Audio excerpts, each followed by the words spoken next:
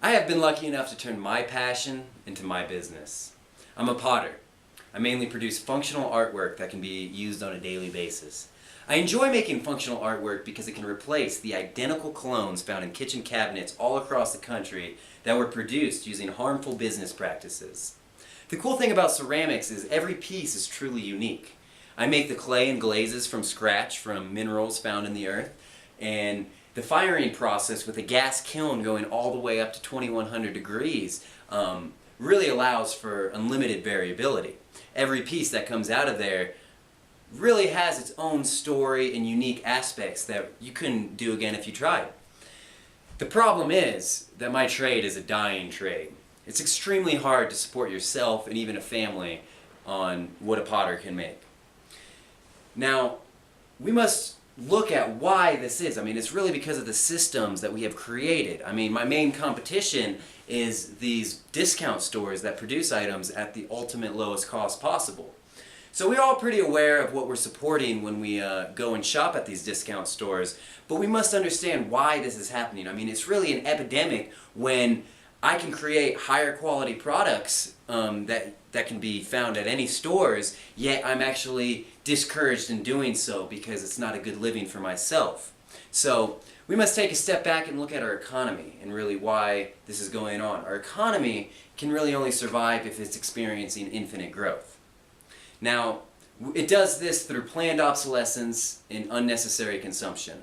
So it really goes against what I do. If I make a bowl that is designed to last, I mean, it goes against fueling the economy. So keep in mind that the only thing in nature that experiences infinite growth is cancer. So we have created a cancerous economy. So we also need to look at the corporate business structure. Now, since the corporation is a legal entity, it begs to ask the question, well, what kind of a person is the corporation?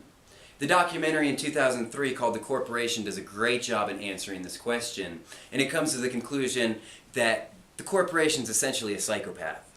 So we've created a psychopath and allowed it to grow into the largest entity on this planet that fuels a cancerous economy. Now, we must also remember that the way it is simply the way other people before us have made it. And all these systems that we have chosen to abide by are really man-made inventions and really need to be critiqued for the human creations that they are. Now, an error isn't really a problem unless it's ignored.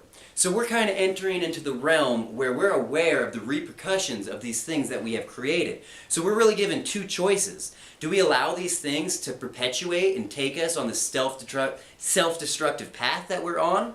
Or do we focus on sustainability and actually correcting some of these harmful systems that we have created and really preventing equality for all people? So, I mean, it really comes down to why people are doing what they are doing. I mean, it's pretty standard today that the purpose of a corporation is still only to maximize profits. Yet, it seems to me a better definition would be to innovate products in their field in search for sustainable production methods. I mean, they should actually care about what they're producing as opposed to the bottom line. I'm in the area that I'm in because I enjoy making the highest quality pottery, or really anything, that is on the face of this earth. Whereas my competition is only concerned with the cost that it takes to make these, and they want to produce something for minimal costs and get as much revenue for that. So it's simply the profit motive that is destroying the integrity in our society, and it's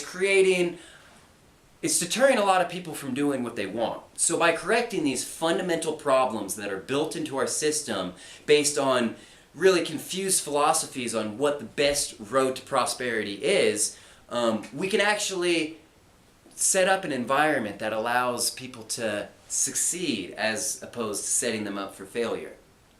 So in my talk, I really exemplify what a corporation is doing wrong as far as the structural entities of it, and how we can improve upon that. And really, this profit motive, and is that really the highest ideal? I mean, it seems like we're ready for something a little bit better than greed to motivate everybody to do what they want. So, being in the situation where we are, America is no longer a manufacturer of really anything. We are a nation of service people and really paper pushers. So by changing these fundamental structures that are preventing people like me from creating better products than are currently on the market right now, we can actually become a nation that is a role model in manufacturing and setting a better example for the rest of the world as imposing our consumption mentality on everything. We can no longer be 4.5% of the world's population and yet consume 25% of the world's resources. For if China and India alone picked up our consumption habits, there would be nothing left for us. So it's simply time to address these fundamental issues in the business structure that are preventing quality things to be made. Thank you.